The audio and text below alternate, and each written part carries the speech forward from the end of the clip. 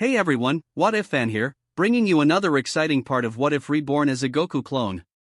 You can find the fanfic title and the original author's name on my Patreon page. Make sure to check it out and show them some love. If you enjoy the video, don't forget to like, subscribe, and ring that notification bell so you never miss an upload. Also check out my Patreon channel for early releases of all the series, where you can find all the series released one day ahead of YouTube. Alright, let's jump into it. Chapter 7. Tien, shouldn't we do something? Kaiatsu asked, worry coloring his voice as he sat beside his best friend atop the lookout. There's nothing we can do, pal, he's already went ahead and done it. Tien shook his head, and while his tone and words were gentle, there was an angry scowl across his lips. Down below, he could feel the fluctuating ki of his close friend as it flickered weakly. That fool. Dude's a moron, Yajirobe snorted, swallowing a stick of meat whole, bone and all. You couldn't pay me to touch that stuff. I watched Goku scream in agony for 6 hours when he tried it, and by the looks of it that clone of his went at it for like a full day, man. Well, at least he hasn't died before, so he can still get wished back with Goku when the time comes if he doesn't manage it, Krillin pointed out optimistically. Still, why do you think he went and did it? Jealousy? Tien shrugged, we all felt it. The gap between us and Kakarot is insane. I mean, he was already more than 10 times my strength from what I could sense from him training down below, but his power practically quadrupled when he went to Corinne's. Tien had to wonder. Was the only reason he could even slightly keep up with Goku because he had forgotten all about his heritage as a scion? Kakarot made Raditz, and the two scions they were constantly fighting for training look weak even before he went to Corinne's yesterday. Was the knowledge of his scion heritage and the training he received on this planet something that put him beyond scion or earthling? Well, I get that, Krillin nodded, leaning back on his hands to stare up at the sky wistfully, kinda tempted to grab it myself and have a go. Agreed, but going for it right now is foolish, Tien said flatly. If we take into account the boost Goku got and the boost Kakarot got, it seems more likely that the stronger you are the more you can get from it. Besides, we also have to take into account our training. If we take it now, and die, there's no way we'll be ready for the Science on time even if we get revived alongside Goku.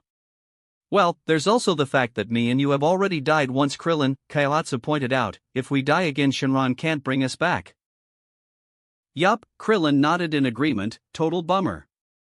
Still stupid of him to get all gung-ho and go for it without thinking it through though, Tien sighed, before smiling wryly, though. I guess this is totally something you'd expect out of Yamcha. His words choked in his throat as a sudden, massive power appeared out of nowhere on the lookout, pressing down on them all like gravity itself.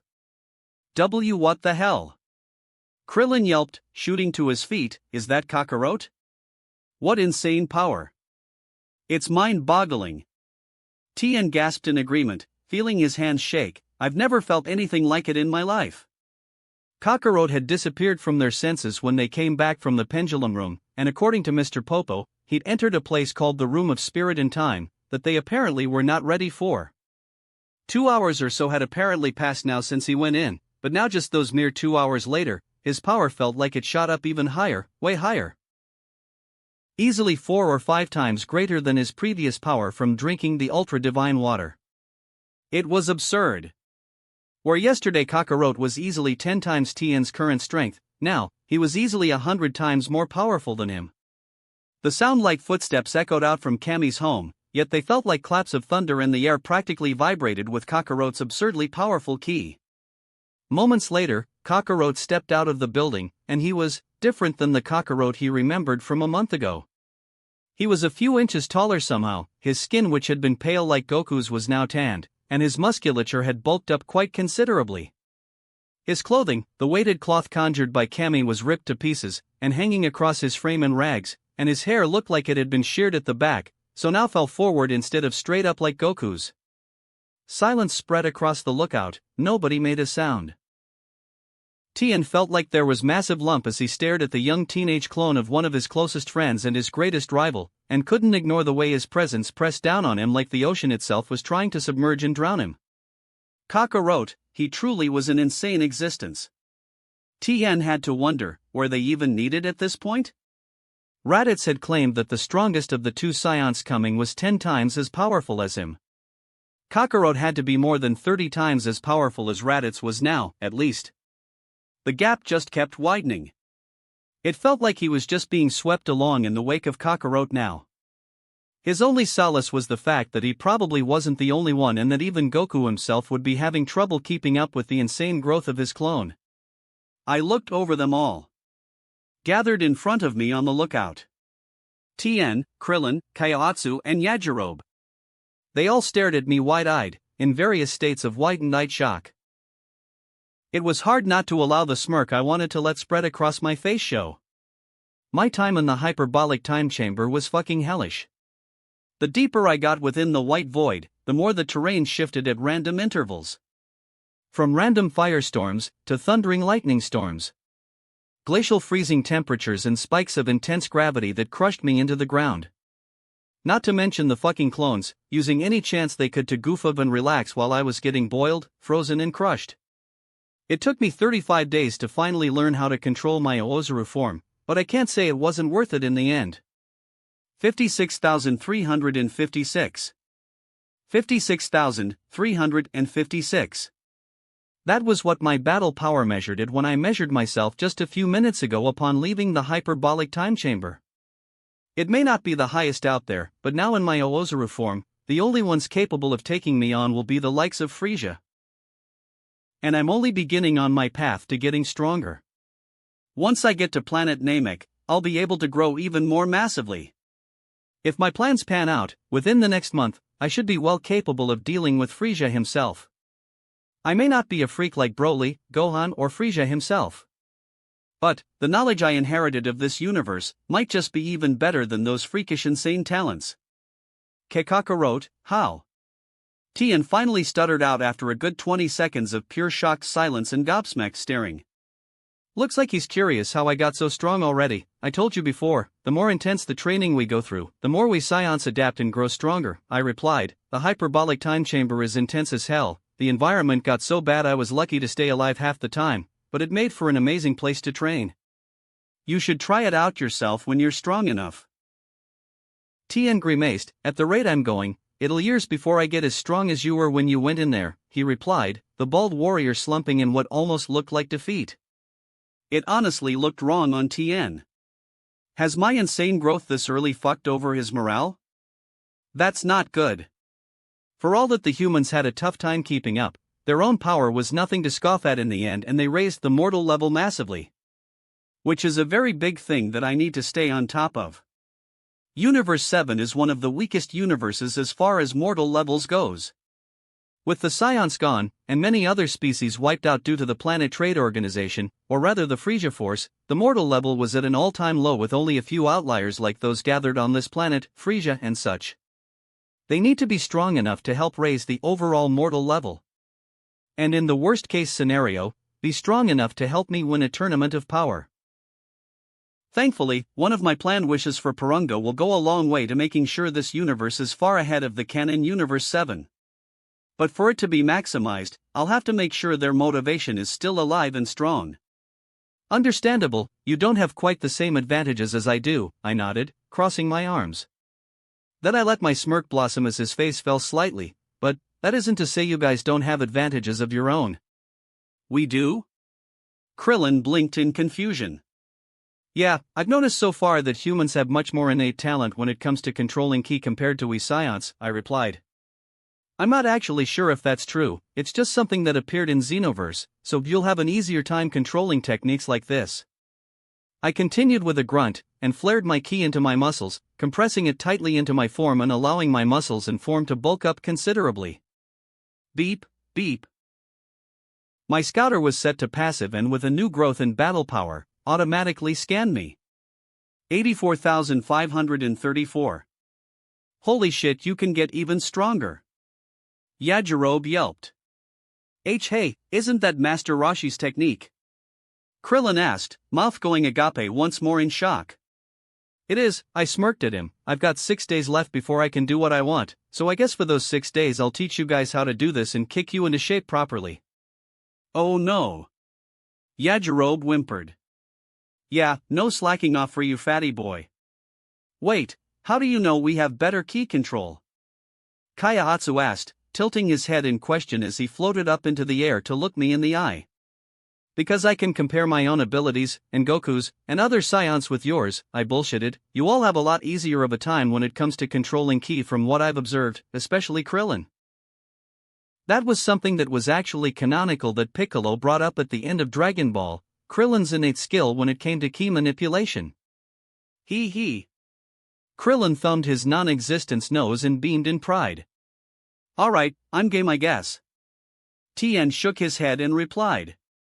Then it's about time I teach you guys the pecking order. I laughed. It wasn't like I wasn't going to get anything out of this either. There was something I wanted to check, and something I wanted to learn from Tien while I was here. So this worked out well for me. 6 days later, a smirk was on my face. 1047. Rah! Tien roared, forearms lashing out in speeds far surpassing that of bullets and coming at me in a barrage of perfectly coordinated blows. Not bad at all. He's already more than half as strong right now as he was in canon when Nappa and Vegeta arrived. In a blur, with my index finger I parried every single blow in all the time it took to blink, before poking him in the chest and sending him flying back dozens of feet. He slammed onto the white-tiled flooring hard, cratering it and sending debris flying. But the 2 arms over his shoulders slammed into the ground behind him and he used them to throw himself back up, and then all 4 arms pointed their own index fingers at me, glowing with yellow power. Dodon Ray, he shouted. For blisteringly fast finely compressed beams of power lanced out through the air towards me. I smirked and copied him. I compressed ki around my upper shoulder blades, and 2 arms formed into existence, and I thrust all 4 of my hands out, firing a barrage of ki waves, shockwaves of pure ki through the air in a layered barrage. The quad of bright yellow beams splashed harmlessly against the barrage of shockwaves, and Tien only had time to throw all 4 arms up in a guard to block against them a moment later as they slammed into him and plowed him hard into the ground. Groaning and bruised all over, Tien's muscles began to shrink and the 2 extra arms faded away. As he lay there limp on the ground. Not bad, I praised him, slowly making my way over to his collapsed form. I passed through the collapsed and unconscious forms of Yamcha, Krillin, Kaiotsu and Yajirobe. You lasted way longer than the others. Why, Yamcha's still stronger than me. Tien coughed. Very true. Yamcha simply had a decent little lead on everyone else thanks to him somehow miraculously surviving the ultra-divine water and gaining a literal 100% boost in his power. He was simply stronger at the base right now, and the stronger the base was, the stronger the boost with a multiplying boost like the ultra form. But, with the 4 witches technique, Tien gained a little extra boost and was only a measly 15 points behind Yamcha in power. I'd made Tien use the technique extensively over the past 6 days and made sure to get him to teach me it. The small power multiplier it gave was nice on its own, but 2 extra arms made it just an amazing technique to use. And in the process of training with these 5 and learning the technique, I also confirmed my suspicions. In the 6 days they trained and sparred with and against me, they had all gained a bit around double the power increase they'd gained through the month and a week they'd been training with Kami and Popo. It seemed that the stronger the person you trained with, the more growth you could expect to see. That even reflected on me, because the daily increase I had gotten in my usual training seemed to have become a third of its average because I was training with people so much weaker than me. I suppose you're gonna go on your way now, huh? Tien spluttered a question at me, breaking me from my thoughts. Why, you did say you would be leaving after you sparred with us. I crouched down and helped him into a sitting position, letting him hack out some of his pain and calm his breathing. More or less, I replied, I want to get to planet Namek as soon as possible. Man, this Frieza guy must be something really terrifying if you with your insane power are so scared of him. Tien smirked at me weakly. While I still found it awkward being around these guys, I'd gotten a bit more comfortable with their company, and the same went for them in return in regards to mine. Krillin had struck up conversation with me, and asked why I could only train them for 6 days, considering how fast they were growing. The average increase they had gained daily after all, training with me was 25. And it increased slightly more the stronger they became. But even going by that average 25, with 8.5 months left until the Scions arrived, all of them would gain an increase of 6,357 in battle power at the minimum by time Vegeta and Nappa arrived. That meant every single one of them would be stronger than Nappa, nearly as strong as Canon Goku was. And honestly, by my estimates, if I did actively train them, they would all break 10,000 easily in height in a half months. And then with the ultra form that I had made sure all of them were capable of using in these past 6 days, teaming up they would very much be capable of dealing with Vegeta themselves. I didn't want to cut ties with them or get accused of being stingy. So I revealed to them that Piccolo and Kami were Namekians, and that there may be another set of Dragon Balls on their home planet. And about Frieza, who even in first and weakest form, was vastly stronger than the current me outside of the Oozaru form. My battle power with the Ultra form and the Four Witches technique, with the slight increase I'd gained from training with them the past 6 days, was 103,469. Roughly a fifth as strong as Frieza was in his weakest form. Frieza is stronger than you can imagine right now, mate. I shook my head, but I've got plans to deal with him. Something you need the Dragon Balls for, Tien noted, so what are you still hanging around here for? For a simple little thing I need your help with. I smirked at him. I reached into my pocket and pulled out a very familiar small green bean and showed it to him. Tien's eyes dulled and he gave me a deadpan look. You want me to blast a hole in you, again? He asked drily. Are you sure you ain't a masochist, Kakarot? I'm not, I denied flatly. I'm just really lazy and unlike the original will happily abuse the knowledge I have to get shortcuts. Well, no denying it, you really are a lot more sly than Goku has been. The bald three-eyed man snorted. Damn fucking right. I helped him to his feet, gave him the bean and then lowered my power enough for him to blast a massive beam of yellow energy right through my stomach, coming out the other end and destroying my organs. The things I do for power. Half an hour later, with a whistle on my lips and a great big smile splitting my face, I sped through the air like a missile of crimson-red power. Kami was quite put out with me that I once again needed him to conjure me a new and heavier weighted outfit, but I couldn't care less right now. You know why? 86,224. That was my power level after I recovered from the whole Tien blasted in my stomach and gave me that senza bean I'd been holding on to. It might have been silly to use it this early. But I won't really be needing them later down the line if my plans work out properly.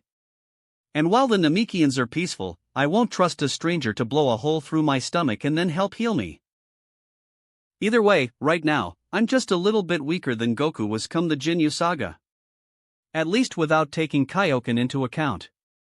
A little bit later, I touched down in front of Capsule Corp, letting my aura disperse from around myself and began walking up the path to the front door of the giant-ass spherical home. As I did, I noticed a familiar lady out watering the plants out front. A tall, voluptuous leggy blonde in tight jeans and a tube top that showed off her curves really well. It was easy to see where Bulma got her killier body from. Well, hello Goku, Panchi briefs. Bulma's mother greeted me with a bright smile. Why aren't you as youthful as ever? I floundered for a moment. My name's Kakarot, I'm Goku's brother. I replied. Usually I'd probably get pissed off at someone mistaking me for him, even after I cut my hair and let my skin get cooked until I was tanned, but while getting pissed off at Panchi for something like that when she hasn't ever met me, nor seen Goku in years since he actually was about my height, would be like getting pissed off at a happy, cuddly little dog. Oh, dearie me, my mistake, Panchi giggled. It's nice to meet you, Kakarot. I assume you're here for my dear little Bulma? That's right, yeah.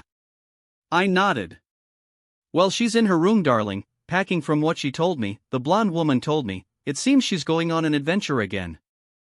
I'm so excited for her, it's been so long since she went out to have fun like she used to. I raised an eyebrow. Packing, huh? Was she planning on coming with me then? Well, I would happily bring her along with me. With her there, not only could I focus on training in the gravity chamber and let her handle the steering, I can also spend some alone time with her. Just me and her, in the deep, dark expanse of space. Thanks, Mrs. Brief. I thanked her, and made my way inside.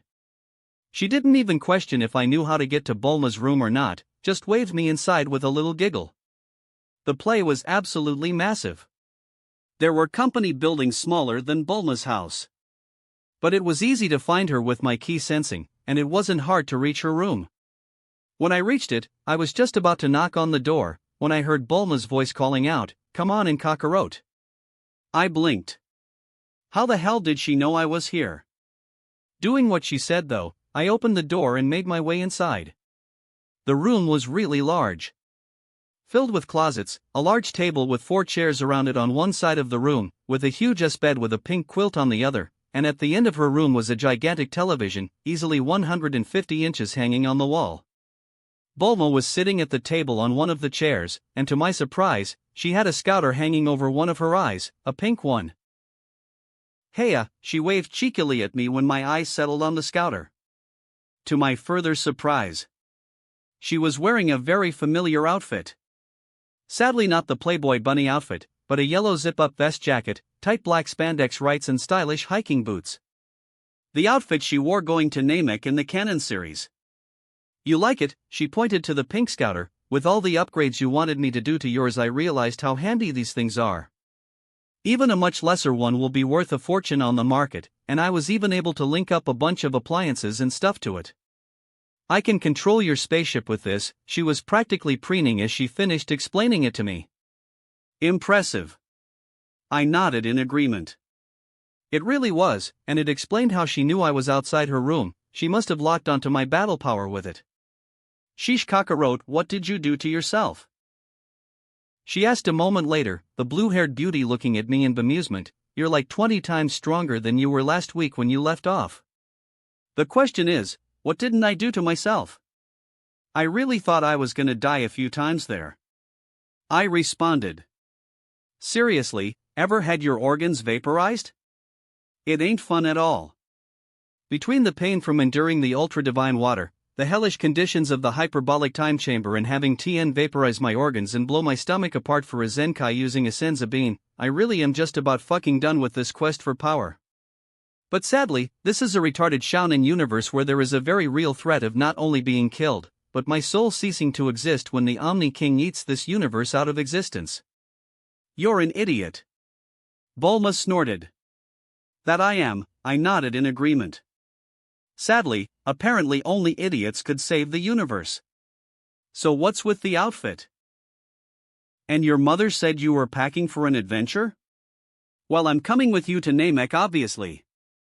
I'm sick of being left out while all you meatheads train together and go on all the adventures now, she replied, before arching a brow at me. Why, you got a problem with me coming? Nope, I shrugged. I already told you, didn't I? I like you best out of everybody else.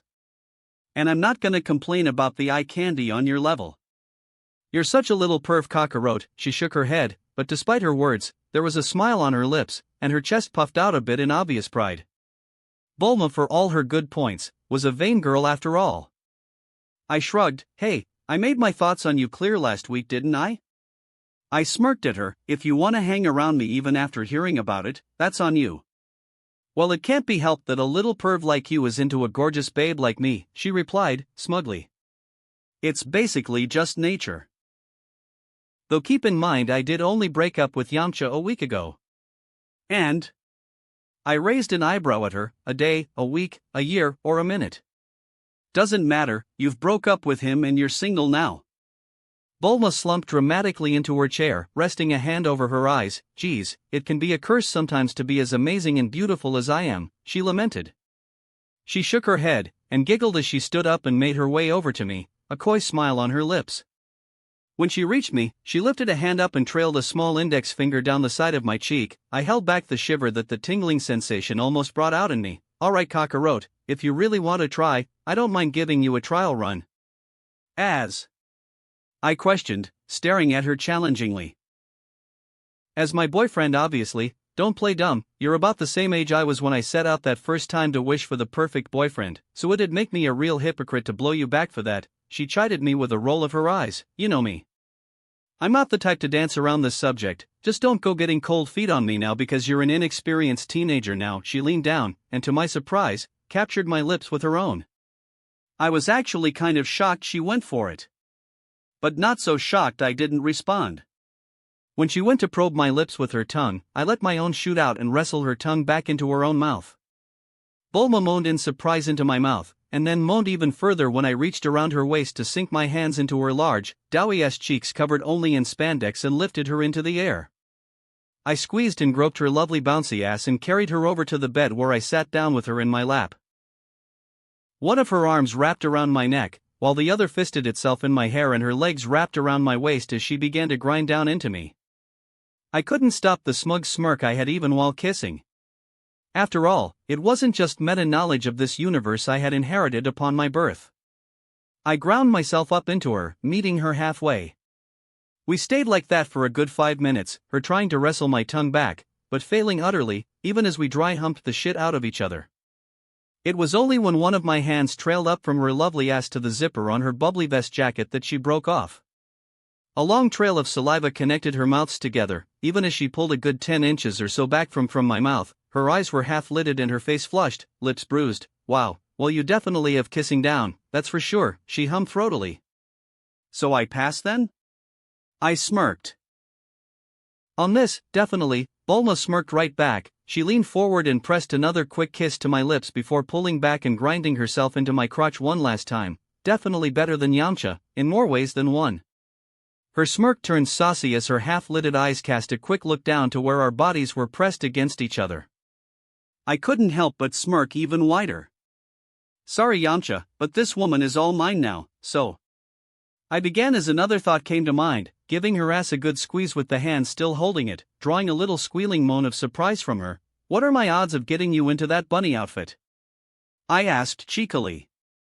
She snorted, that snort turning into an amused giggle. You really like me in that outfit, huh? She asked rhetorically. I like you in practically anything, you'd look amazing in burlap sack. But I did like you in that vest, I replied. Besides, you wore it around the pig. I think it's fair for your boyfriend, trial or not, to get to see you in it. I pointed out. Bulma hummed as she stared me in the eye, before smirking. Well, guess you'll be happy to know I stuffed it in my clothing bag to bring with me when I remembered how much you liked it last week. She rose her hand and pinched my nose and wiggled it teasingly. I suppose I might wear it for you, if you impress me enough, she teased with a wiggle of her lovely blue eyebrows before hopping out of my lap and beckoning me to follow her. Now come on, I already have all my stuff packed, and I assume you have all you need. Let's get a move on, it's been ages since I've been to space, this'll be great. She made her way out of her room, swinging and wiggling that lovely spandex-clad ass of hers all the way out.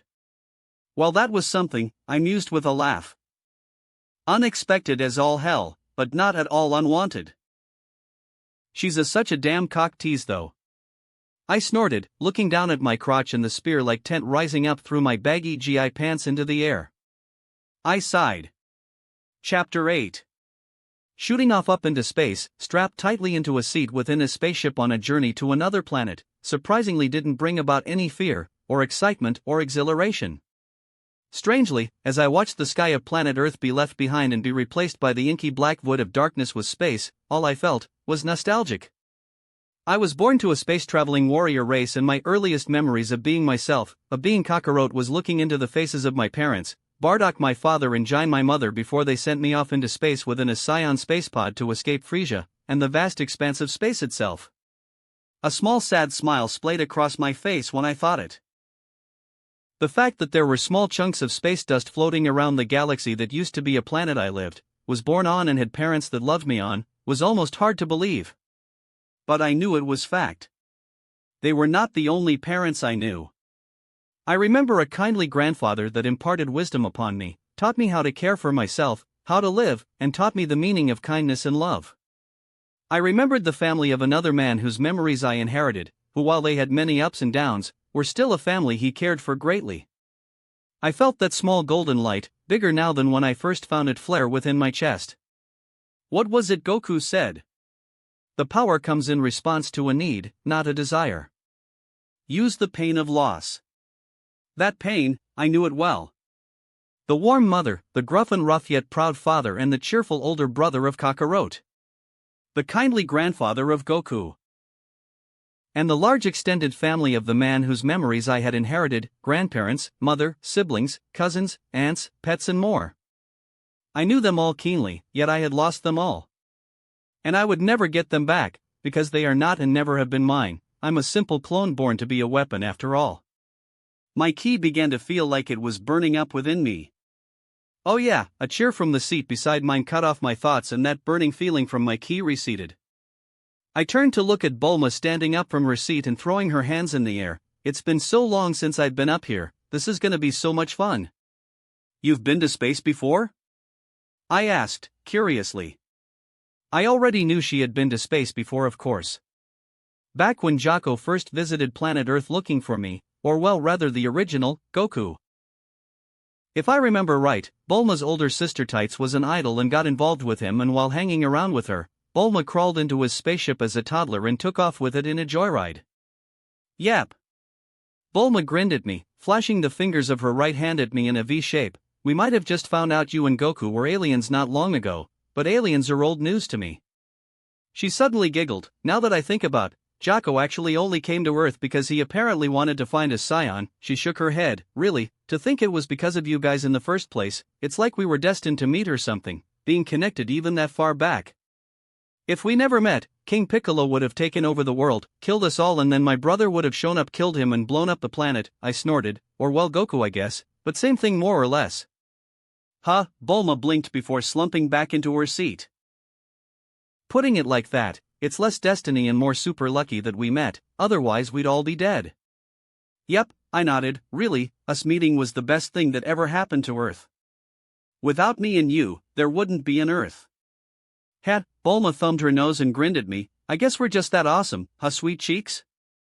A small laugh escaped me. We are, I agreed, before raising an eyebrow at her, but I think that little nickname fits you better than me. I do have an amazing ass, Bulma nodded, accepting it without shame, but don't sell yourself short. You might basically be my teenage Shota boyfriend right now until you hit that growth spurt Goku went through, but all that training you do has given you a nice firmly muscled little butt even with how small you are. Hey, I'm way taller than the original was at this point. I'm 5 foot even right now. I pointed out, I could even gain an inch or so in the Ultra form, and if I really wanted to, I could go full on massive buff with it, the same way Trunks did to create Super Saiyan Grade 3, I got a good few inches in that form. Really fucking hard to move in though. Isn't worth using at all even with the extra little power it gives unless I've got an opponent who'll stay stationary. Yeah, well I'm 5'4" you wanna be Shota. Bulma stuck her tongue out at me teasingly. That's not an insult when you're agreeing to be my girlfriend regardless. I retorted, crossing my arms smugly. Trial girlfriend, don't forget that trial part, it's an important distinction, the blue-haired beauty replied. Keep in mind that if I don't get a good experience out of you on this trip we'll just be breaking off when we get back, and you need to do a ton of training, remember, so the amount of time we can spend together is gonna be way more limited. Is that so? I raised my eyebrows together, challengingly. When she just tilted her chin up at me, pretty blue eyes twinkling and a smug smirk of her own on her face, I decided to show her how I'd be getting around that. A second later, with a quick flare of my ki, my power dropped by half and a perfect copy of my face phased into existence. Eh? Bulma blinked. Go check out the gravity chamber and get started on our training. I ordered him. My clone scowled at me. Fuck you, why do you get to hang around with a hot babe like Bulma while I have to go train, he demanded. Payback for you chuckle fucks pissing off and doing whatever you liked while I was getting shocked, burnt, frozen, and crushed constantly while training in the time chamber. I grinned at him, baring all my teeth. He grit his teeth before turning on his heel and marching away. Fucking asshole other clones, it wasn't even fucking me. I could hear him grumbling. Bulma watched him go wide-eyed until he disappeared down the ladders into the gravity chamber and we heard the hatch seal shut behind him. You can make clones? She asked, eyes wide. Wait. Isn't that thing Tien did back at the World Martial Arts Tournament? Yup, the multi-form technique, it splits all my abilities in half with each one made, but it's hella useful, since anything they do goes back to me. I replied. I really could do without them trying to find all different ways to get out of training or doing any work. It's just my inherent laziness popping up since they're me. I'm working so hard right now after all, so I can laze about and enjoy my life and not have to train day in and day out constantly like a tard like everybody else in the Z-Squad. I bet, Bulma nodded, the amount of stuff I could get done with the ability to make solid clones of myself would be amazing. Well, I can teach you if you want, I offered, letting a naughty grin spread across my face as I leered at her. After all, I can think of a lot things I'd love to have multiple Bulmas for. Bulma's brows furrowed at my words before a coy look spread across her face. Oh, I bet you can, you little perv. You've spent way too much time around Rashi, she purred. I might just take you up on that little offer. I've got no interest in learning how to punch things out existence like you meat heads. definitely no, EW. But learning that might be useful depending on how long it takes. Maybe a few months at most? Depends on how serious you are, I shrugged. Still, we've got what, a week on this ship? Anything we can do to pass the time, well, besides the real fun stuff. I winked at her. You'd like that, wouldn't you? But no, fucking's off the table right now, she denied flatly. She reached up and tapped on her scouter, and after pressing a few buttons, to my surprise, a television screen folded out from one of the walls, alongside a bed, and a fridge. The main command level of the spaceship basically turned into a bedroom with the click of a few buttons from the device hanging over her eye. I'd managed to make a connection with the Earth's internet and services thanks to studying the sheer range your scouter had, so we can basically do anything we could on Earth while confined to a house. Disappointing, but we'd only started trial dating like an hour ago now. No need to rush things and ruin it. After all, Bulma wants to trade up from the type of shitty boyfriend Yamcha was. Works for me, I shrugged, standing up. Let's make some food and watch a movie. She smiled at me. Well, alright then, let's give it a try, Bulma replied, standing up herself. We can lay down on the bed to watch it and even cuddle if you want. She raised her eyebrow at me, though I don't know why. Sounds good to me. I smiled genuinely. Cuddling with a hottie like her? Sign me the fuck up. Days passed and my power through clone labor grew steadily and plentifully under the intense gravity within the gravity chamber. I spent the time with Bulma, watching movies, playing games with her, flirting with her and chatting. A great deal of time was also spent with my tongue wrestling hers into submission. I found myself waking groggily, to the sound of an alarm blaring, and Bulma's voice, Kakarot. Kakarot, wake up. I blinked sleep from my eyes and looked blearily to where I heard her voice coming from. She was sitting at the main controls for the ship, and was dressed in only a pair of skimpy gray panties and short gray tank top. She'd been so far careful not to be wearing stuff that's skimpy around me, and had slept in a different bed. So it was a sight that roused me fully and drew my total attention. We're here, Kakarot. She beamed at me when she turned and met my eyes. Planet Namek. We're hovering just above the entry level of the planet. We can go down whenever we want. That's great. I replied on instinct, not really fully listening. My eyes were busy devouring the lovely, bodacious body she was showing off for my viewing pleasure. At the end of the day, Namek and Purunga were only a set of stepping stones. Even my eventual strength, only a stepping stone. My real goal, after all, is a nice, lovely, relaxing and fulfilling life, with an easy-to-get-along-with babe like her at my side. Bulma shook her head, and mused, huff leaving her mouth when she noticed my ogling of her. Really, there's a giant beautiful green planet just outside the window and you can't take your eyes off of me? A planet pales in comparison to your hotness factor? I grinned sheepishly at her. We'd passed by hundreds of planets it felt like in the past week or so to get here. She was far more interesting to look at as far as I'm concerned. 6 out of 10, she replied before standing up from her seat and walking towards the bed I was laying on. Is that for me? She eyed downwards below my face. I followed her gaze, and found my morning wood tenting out the bed sheets. Who else would it be for? I retorted after a moment. I'd noticed something after the week of being alone and somewhat romantically involved with Bulma. The very simplest of things that should be obvious within a relationship, little things that should be more or less stuff done habitually and not even thought on after a while, got a lot of satisfaction out of her. Something as simple as just sitting with her and holding hands, got a lot of satisfaction out of her, and always made her smile at me. Yamcha must have been a fucking horrible boyfriend. That is all I can deduce from how affection-starved she is. Then again, this is the dude who blew her off for his fangirls constantly and even fucked off for a 3-year training trip and never bothered to check in with her at all. I'd be pissed at him if his utter inability to be even a decent boyfriend wasn't making things easier for me. She nodded, beaming at me. Damn right, Bulma said, satisfaction in her voice.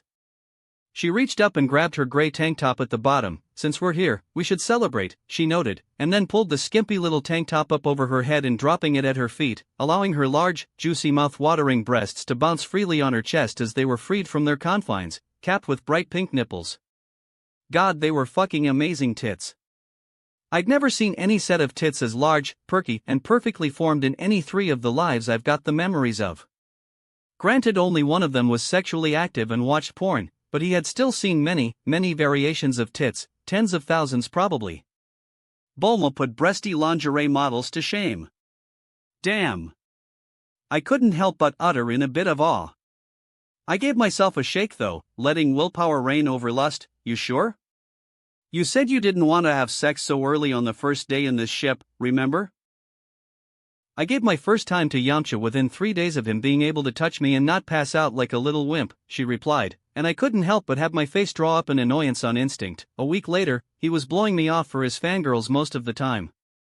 You've practically paid me more attention as a girlfriend and not a booty call than Yamcha did in our decade of dating.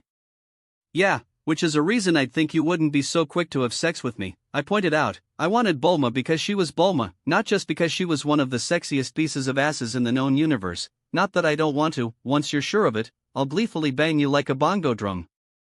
Bulma shivered. Whoever said sex? There's a lot of stuff we can do without straight out fucking, you know. Her eyes dipped to my morning wood and she bit her lip, and I'm horny to you know. You might be practically a Shota with your height, but you've got muscles guys on Earth can only dream of having. And she trailed off, her teeth becoming more pronounced on her lip, biting a bit harder as she lifted one hand to cup one of her large breasts and bouncing it in her palm. The fact I have a teenager, and you specifically, with who you are, and with the ability to blow away a planet if you so want, wanting me so badly. She outright moaned, has got me so fucking hot. She crawled under the covers at the bottom of the bed, her body shape being hidden by the covers as she crawled up across my legs. I shivered as I felt something small and rigid trail along my thigh as her weight settled on my groin, just as her head popped up out of the covers and settled on my rigid core muscles, a naughty grin on her face. Let me see this thing. She purred, and then Bulma pulled the shorts I was wearing down and my cock, rigid and hard, helmet head and angrily purple shot out and smacked against her face. Lemon scene happened. Chapter 9. The interesting thing about the Ultra form is that it can be used for the most part on any part of my body. That included my tongue, making it longer and thicker. That, alongside the ability to grow 2 extra arms, meant that I could vastly increase the amount of stimulation I could provide to Bulma. I could play with her clit, alongside her nipples and ass at the same time I was eating her out and filling up her tight little pink channel with my much longer and thicker than normal tongue. So gonna get up anytime soon? I looked over at her, laying slumped in my bed, a massive smug grin on my face. She merely groaned a little and didn't move, her body twitching with the after effects of our little session. Just go yourself, we should be here a while anyway, missing out for a few hours shouldn't be too bad, she said. My body feels like jelly, the blue-haired genius added. I really had done a number on her, it seemed. Pride surged through me, and there is no way that I can wipe the smugness from my face right now. She'd been like this for a good half hour now. Even when I got up and landed the ship, she hadn't left the bed. Honestly, I wasn't sure what to be more impressed by. That the ship could land that easily while she lay in bed, or that she could ignore a space drop at all with how weak her body is as a normal human. Alright then, I shrugged, I'll need the dragon radar though. Assuming I have to collect the balls myself, I'll need it to locate them. Just use your scouter. Bulma lazily pointed to a table where both our scouters sat. I included a dragon radar function in it when you asked me to upgrade it. Huh, really? That is awesome. Thanks Bulma, you're the best. I made my way over and grabbed the scouter, before pressing a kiss to her cheek. And don't you forget it, she preened lazily. I laughed as I fit the scouter on over my ear. Before doing anything else, I wanted to check what kind of battle power I was sitting at right now. I hadn't checked it once all week. Beep, beep. 299,224. I whistled, while my eyebrows rose in surprise. Goddamn, my power has grown massively. I mean, I knew it would. Hell, I knew it had. The depths and strength of my ki had grown amazingly, and that spark of golden light within me had expanded exponentially in size. I just hadn't had specific numbers to put to my power yet, and now I had. If I'm not mistaken, with the Ultra form and 4 witches form together, I'm actually a bit stronger than first form Frisia right now. It was way more than enough to deal with the only threat on this planet should he prove violent, Nail. I quickly used the multi-form technique, creating a clone of myself. Keep Bulma safe while I'm taking a look around. I ordered. He snorted, "Fine with me," he replied, and then blatantly collapsed into the bed beside Bulma and looked at me smugly as he began cuddling with her. It took substantial effort not to open my mouth and let loose a wave of fire, a handy little trick I'd picked up when I mastered the Yoozuru form, alongside mouth energy blasts. I gave him the finger, making a note that when I got back he was going straight into the gravity chamber to train, and made my way outside. When I stepped out of the ship, my crunched on blue grass, while a pleasant green sky beamed down on me from above, illuminated by 3 suns. I took a moment to just bask in my surroundings. They were really nice. Planet Namek had such a relaxing feel to it, even the air I breathed was much lighter in my lungs, cleaner. Once I had my fill, I reached up to my scouter and began scanning my surroundings for battle powers. 276. 822. 366. 1086. 1888. 1203. 1677. 542. 2021. 3677. 1001. 189. 5500. 3400. 1093. 1324. 3523. 2000. 40,126. There. The highest number by far out of the dozens of battle powers that appeared throughout the scanning function, that one had to be Nail. I think that second highest one I saw, 5,500, was Elder Mori as well. It's a bit lower than Nail from the canon Namek saga, but then this is an entire year or so before then. Channeling my ki, I allowed my crimson red aura to burst into existence around me like a raging tsunami of flame and jumped into the air, propelling myself as fast as I could towards where that highest battle power was. It took me a few moments to get used to the sudden increase in flight speed. While I'd gotten used to normal movements with my power increase as I went because it was a gradual, if rapid increase, this was my first time properly flying at top speed, and God was I fast. I couldn't even tell how fast I was going, though the water below me was blown away in both sides in great big cascading waves, and it took me all of 20 minutes to approach my destination, and it wasn't long before I saw it. A towering mountain spire rising thousands of feet up into the air, and atop it a pristine white oddly shaped building. There was a figure standing outside the door, a tall, green figure in a blue vest. When I reached the mountain, I disengaged my aura and dropped down onto the top of it. Nail met my eyes impassively, arms crossed behind his back, not a lick of tension in his features despite the fact that he should be able to clearly sense just how much stronger I am than him, even with my power hack from using the multiform technique. His self-control and courage as an Namekian warrior are praiseworthy. "Hello, visitor." Nail inclined his head towards me lightly, politely, but not submissively at all. "What brings you here?" "I'm here to see Guru," I answered. "I'm hoping to gain his aid in something and his permission to use the Dragon Balls." Nail stared at me impassively for a moment. "There are trials at each of the villages," he said after a moment. "Should you pass them, they will allow you to take the Dragon Ball in their possession." "I know," I nodded. I knew all about them, of course, but the thing is, I can't be sure they will even allow me to take them. They didn't let Frisia after all, if I remember right. It may have been because of how evil Frisia was, but if it was about being pure of heart, I certainly don't fit the criteria. I'm a very selfish person at heart, but it's important I speak with Guru. "Very well," Nail nodded. "I would usually not allow it, but Lord Guru is already expecting you, Scion." He turned around to home of Guru and the door slid open. "Follow me," he said, beckoning me to follow him inside. I followed him inside, the door closing shut a second later.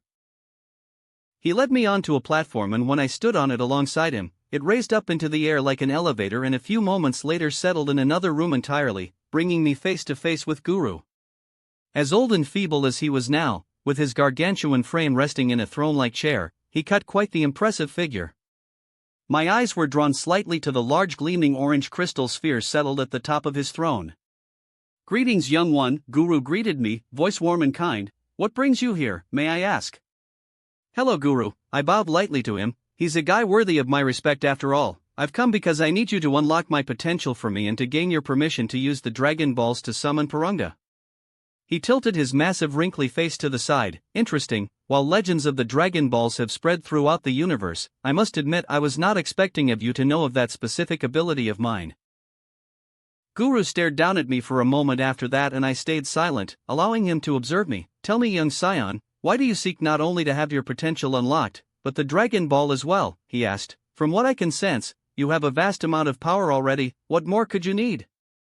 Well, there's no point staying silent about it, and I need to convince Hai. So, a year from now the galactic tyrant Frieza will come here seeking the Dragon Balls. He has a battle power of 120 million, that is over 800 times my current power, I began, and I heard Nail splutter in shock beside me. Not only that, but from there, many powerful beings stronger than Frieza will appear one after another, each more powerful than the last, throwing this universe into anarchy.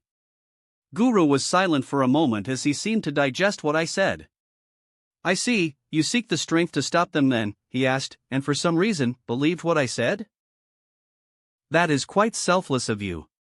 Wrong, it's completely selfish. I shook my head, denying his praise. Not long from now, a mere 3 decades at most, this entire universe will be erased by the God who oversees all of creation. Our universe is the weakest of all 12 remaining, and any universe that doesn't meet the average mortal power rating needed will be erased. I took a breath before staring up at Guru, resolute. I am going to drag this universe kicking and screaming upwards with me so that I can protect this universe and make sure I survive. I see, Guru merely nodded before lifting one of his massive hands. Come closer, child, I will unlock your sleeping power and ascertain for myself the truth of your words. Swallowing heavily, I did as he said and walked over to stand beside his massive sitting form. A moment later, his large green palm gently lowered itself onto my head. Then, a moment later, a rushing sensation flowed through me. Euphoria filled my being and I felt lighter than a cloud. My ki rose up within me, spiraling, stretching, exploding, and the golden light within me began to expand like a burning star. My red ki burst into life around me and the very building began to shake. All I could see was red, red and more red. My vision was dyed the color of my ki. For a long few moments, all I could see red. That is, until that golden light within me grew so much it enveloped me whole. A split moment later, and for just a moment my vision tinted gold and I felt my power surge upwards so massively and rapidly I couldn't even keep track and the breath was stolen from me. The world shook around me while thunder boomed in the distance. Then the power was gone, my vision returned and I found myself on my knees panting deeply while my body tingled with what felt like electricity. As I stared forward, I saw Nail on his backside, back against the far wall, looking at me wide-eyed. There were multiple fissures and cracks running along the walls and floor beneath me. What mind-boggling power! Nail whispered, awe in his voice. A grunt from my side made me look to Guru and I saw the massive old Namekian sitting as he was before in his seat, looking just as fine as he was before, not even a smudge, never mind a crack on his throne. Nail, gather the Dragon Balls, he ordered. Lord Guru? Nail looked to him questioningly. It is important, Nail, Guru nodded. As fast as you can, relay to everyone this is an order from me. Nail quickly jumped to his feet and bowed to him. Very well, Lord Guru, I will fly at full speed, he agreed. He spared me one glance, before jumping on the elevator thing and dropping down out of the room and out of my sight. Moments later I felt his ki surge and begin to rapidly shoot off towards the north. I pushed myself to my feet, my legs feeling numb beneath me as I did and met Guru's eyes. Did you see what you needed to? I asked. More than I hoped, Guru sighed somberly. The knowledge you have of the future is terrifying indeed. But, I find myself willing to place my trust in you, for the good of my people and the universe itself at least. Wait, no mention of just where my knowledge came from? So you're fine with me using the Dragon Balls to summon Puranga? I asked. I would not have sent Nail to collect them if I were not, Guru replied, though, I should tell you now in advance. Puranga is incapable of granting you what you know as God Ki, it is beyond him. You should use the time until Nail returns to think of another wish. I grimaced. Damn, if I could get God Ki right off the bat I could deal with practically anything up to Beerus appearing easily. I shook my head and got rid of my disappointment. Not everything can go according to plan. Besides, there's still a ton of things I can use another wish for to get stronger. Like, maybe an evolving physique and ki that passively grows stronger day by day? Or maybe King Yema's fruit, they can apparently double someone's power. But those are filler, I don't even know if they exist. Wait, fruit. The tree of might. That could work. Young one, come over here again, won't you? Guru asked, breaking me from my thoughts. Sure, I shrugged and did as said, taking a few steps until I was beside him again. I'd somehow ended up a few steps away in the process of getting my potential unlocked. Why though? I want to hedge my bets as it were. Guru smiled gently down at me. When I was checking your memories to ascertain your true intentions, I saw what the one you call Kami did when he imbued the scion known as Goku with the power of magic and linked the Dragon Balls to him, and thus to you when you were given life. Yeah? I raised an eyebrow at him. Neither humans or scions are naturally born with magic power, at least according to Kami.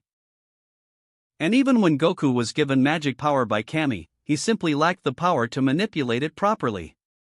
Kami connected him to the Dragon Balls to allow Goku to use Shenron as a medium to add that magic power connected and growing alongside his ki to empower his ki for an attack, the Dragon Fist. Guru's hand once again settled on my head. I will follow his example, he continued. I shall link you to Purunga and increase the strength of your magic power twofold, and thus even when I die, the Dragon Balls will merely become inert and not disappear alongside me. Wait, what? Before I could say anything though, I once again felt warmth and energy spread throughout my body, reaching deep down into my essence, the shadow of my ki, the power I could not consciously use myself without using Shenron as a medium and the Dragon Fist, and suddenly information flooded my mind. My thoughts raced as the Namekian language was imprinted into my very brain. And a few moments later, when I came back to consciousness, I found myself sitting on my ass. All was silent, beyond the heavy gasping of Guru. Are you all right? I asked him blandly, in a bit of a daze. It was a bit weird to suddenly know an entirely new language, especially one as bizarre as the Namekian one. I'm fine, young Kakarot, ha ha. Guru smiled grimly as he answered. The old Namekian sure did smile a lot. He was a very kind and genial fellow. My time on this realm grows ever shorter. This has just been the first time that I've exerted my powers in a long while. I bit my lip. Have I just sped up when Guru will die? Do not worry, Kakarot, he said, sensing my worries. There is life in me yet. I just need to sleep a bit and rest. As he said that, his eyes dipped slowly shut and he fell asleep. He must have been really exhausted. Well, looks like I'm staying here until Nail gets back. I don't want to leave the kind old Namekian alone. So I suppose for now, until Nail gathers the Dragon Balls and gets back, I can do some image training. It was roughly 23 hours later Nail returned. I sensed his power approaching and brought myself out of the trance used for image training. Uncrossing my legs, I stood up and stretched myself out. I cast a look at Guru, to find him still asleep. Man, that throne chair is cool looking as fuck, but I wouldn't want to sleep in it. Guru's back must be made of some tough stuff. Much tougher stuff than mine, because sitting down cross-legged for the last 23 hours? I gotta tell ya, not fun at all, and my back is aching a bit.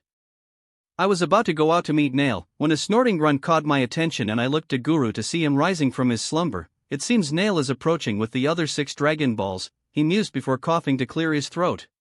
He reached up behind him and lifted the Dragon Ball resting above his head. Here, Kakarot, you may take this and meet Nail outside to summon Purunga. I will stay here. I accepted the Dragon Ball gratefully. Thank you, Lord Guru. I bowed my head in respect. For everything, I mean it. The Namekians are such bros. I swear to God, when Frisia turns up, if he touches one of them, I'll rip him apart and eat his tail in front of him before shitting down his throat. Then I'll cut off his head and his father's and juggle them. It was my pleasure, Kakarot. Guru inclined his head and smiled at me. I bid him goodbye for now and made my way outside. I was just in time to see Nail speeding into view, 6 very large and very familiar orange spheres trailing behind him, floating in the air. Huh, telekinesis? That reminds me, I gotta look into learning how to do that. I remember the way Cell used it to carve apart entire mountains to shape it into his arena for the Cell games. That was badass and, more importantly, a super convenient power. I wouldn't even need to get up off my ass to get a television remote ever again. He touched down in front of me mere seconds later, the Dragon Balls dropping to the ground beside him, and when his aura died down I noticed he was looking at me gobsmacked. Even without that gold power, your power has grown this absurd? He asked in shock. Truly, the future must be a terrible place if this kind of power is not enough. It can be, I nodded, and looked down at the Dragon Ball in my hands, seeing it glowing in the presence of its brethren. Is it fine to summon Purunga from here? I asked. Nail nodded, gesturing to the 6 wishing spheres he had gathered, all glowing like the one in my hands. Have at it, he said, before looking at me curiously. Do you need me to translate for you? Purunga can only be summoned in the Namekian language and only grant wishes spoken in the Namekian tongue as well. I walked over and placed the Dragon Ball in my hand with the other 6. It's fine, Guru passed the Namekian language on to me. I replied. I see. Nail nodded, eyes narrowing lightly, possibly even thoughtfully, but said nothing more. I rose my arms up over the glowing 7 wishing spheres. Takara puto paparunga pupirito paro. I chanted. Immediately the sky darkened, something unnatural on a planet with 3 suns and no night system. The huge 7 Dragon Balls burst into blinding light together, converging as one before shooting up into the air in a gargantuan beam that expanded and took on the form of a titanic muscular dragon. I am the eternal dragon, who has summoned me. Purunga boomed. It was me, I spoke up, drawing his giant crimson red eyes down to me. I summoned you, Purunga. I see, the one whom has become connected to me, the titanic behemoth of a dragon noted. Very well, speak. I can grant you 3 wishes. Connected? I heard Nail whisper in confusion. Purunga, there is a man on Earth known as Dr. Jarrow. He has developed a machine known as an infinite key generator that he will implant in androids. I began, speaking in the Namekian language. I wish to have one of my own implanted within my body, permanently as a natural part of my body. This is within my power. Purunga nodded, his eyes beginning to glow. Wish granted. Suddenly, warmth suffused my being. The key I felt within me was always within a set area, and no matter how large it grew, always had a finite amount. Yet, suddenly, connected to my key, it felt like there was an unending well that connected and fed into my key. I lifted my hand and fired a small key blast to test things out. And then I grinned in amazement as I felt key surge from that well and replaced the key I just used to fire that blast. State your next wish. Purunga ordered me. Right. I nodded. Next up was a wish I'd been thinking on for a while, and the wish I'd thought on that had me using my last senza beam back on Earth. I wish for the ability to regenerate and heal from any injury, both for myself and for Bulma briefs, as strong as you can make them without having a negative impact on my inborn Zenkai ability as a scion. Very well, Purunga nodded, eyes glowing once more. Wish granted. There was silence. I expected something to happen. But as Purunga's eyes dimmed, I didn't feel any different. Did it work? I asked. Somehow, despite his eyes being entirely red with no pupils, I had the feeling. Purunga rolled his eyes at me. Yes, it is a passive ability I infused within your being, though it will draw upon your ki to work, he replied. As long as even a trace of you is left, you will regenerate. And as per your request, I have made sure it will not negatively impact your racial adaptive ability. As long as there's even a trace of me left? Wait. Isn't that fucking Cell or Butir fucking Regan? I couldn't stop the massive grin of elation that spread across my face. Fucking yes. I cheered, you're awesome, Purunga. In reply, Purunga merely smirked at me and pressed his thumb and index finger together in a circle. This was well within my power, he replied, and if I'm not mistaken, preening under my praise. Now, time for your final wish. State it so I may return to my slumber. Right, my last wish. Alright then, I said. Purunga, my final wish is for you to bring me all seeds and fruit from the tree of might here to me that are within the mortal realm. From what the old Kai said in Xenoverse, apparently they're food for the gods. I didn't want to wish for them all and end up with the Kais pissed at me, or worse, Beerus and Whis. Very well. Purunga nodded, and his eyes began glowing once again. A moment later, the air in front of me rippled and one small yellow seed fell into my hand, while tens of dozens of spiky dark orange fruit fell to the ground in front of me. All the wishes have been granted, now I return to my slumber partner of mine, Purunga boomed, nodding down at me. Fare thee well. And as he finished, he disappeared, returning to light and moments later, split into 7 smaller beams of light that all shot off in different directions. Oof. I collapsed on my backside and couldn't stop the laughter that erupted from my throat.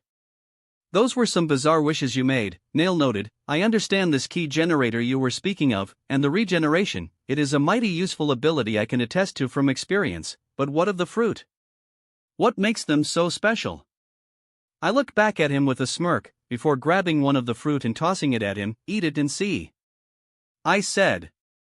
We do not need food to survive, merely water, Nail pointed out. I raised an eyebrow at him. If you insist, I suppose. He relented, and took a large bite from the fruit. As he did, his eyes widened and I felt as his power rose massively, a full 50% or so by my estimates. What is this? Nail gaped. Fruit from the tree of might, I said, grabbing one and taking a bite myself. The boost I gained was the same amount as Nail, though it was much smaller to me because of just how large my power had grown now. They're made from the energy of planets. Eating them will increase your power. I see. Nail nodded, going wide-eyed. I understand as well, such a potent item. You made quite the wish, Kakarot. I did indeed. And quickly, I began eating more of them. Crunching and biting and swallowing them rapidly until less than 10 seconds later I'd eaten in total 20 of them. They taste good, I noted, even as I felt the power infuse into my being and then begin to rapidly grow. It seemed I was still under the effects of Guru's unlocking of my potential for now. Here, you can have these as thanks for grabbing the Dragon Balls. I picked out 11 of them, to make a total of 12 with the one Nail ate, and handed them to him. What will I do with these? Nail asked. Eat them yourself and get way stronger, maybe? I replied. After all, the stronger he gets, the more powerful Piccolo will become if they fuse, or pass them around even, maybe give some to Guru? If he's stronger he may live longer. Understood, Nail nodded. What will you do now though? You have your sleeping power awoken and your wishes have been granted.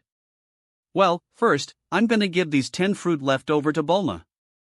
Her regeneration will need ki as well, so this should give her enough of a boost to keep it running whenever and should make her strong enough to be much safer when I'm not in her immediate vicinity. I'm going to stick around for a few days at least, I settled on replying. After all, if I'm lucky I can get Guru to unlock Bulma's potential as well. Your planet is beautiful, I want to see more of it before I go and I don't want to leave without Guru being awake so I can thank him properly. Very well, Nail replied, I will see you later then, I expect. Probably tomorrow, yeah. I agreed. It wasn't long later before I bid him goodbye and took off into the air, flying faster than I ever could have hoped to before. It took literally less than 10 minutes for me to get back to the ship. When I touched down in front of it, my clone was surprisingly standing in front of it. Where's Bulma? I asked. Sleeping, he replied, a cocky grin on his face, that then faded into a scowl. She was feeling a little frisky so I gave her a repeat of earlier, only I had to cut out right in the middle when I felt my power suddenly rising up out of control. If I didn't get out of there quick I could have really hurt her when I lost control of my key dickhead. Ah shit. I hadn't even thought of that. Still, that cocky asshole back talk won't fly with me, not after that smug attitude he gave me earlier. Get fucked. I struck the finger up at him and dispelled him, allowing his power to flow back into me. My eyes widened as I did and I bent in half as my ki once again raged out of control, bursting into life around me and blazing my vision red. It took me minutes to rein it in properly, and when I did I noticed the grassland around me had been burnt to cinders and my whole body was caked with sweat. Damn. I said with a shake of my head. I really have to see what kind of battle power I'm sitting at right now. I know my power has grown stupidly large, so large I can't even measure how high it is in comparison to the power I had when I first went off to find Guru. But some numbers will give me a good reference point without anyone amazingly strong around me to compare to. Beep, beep.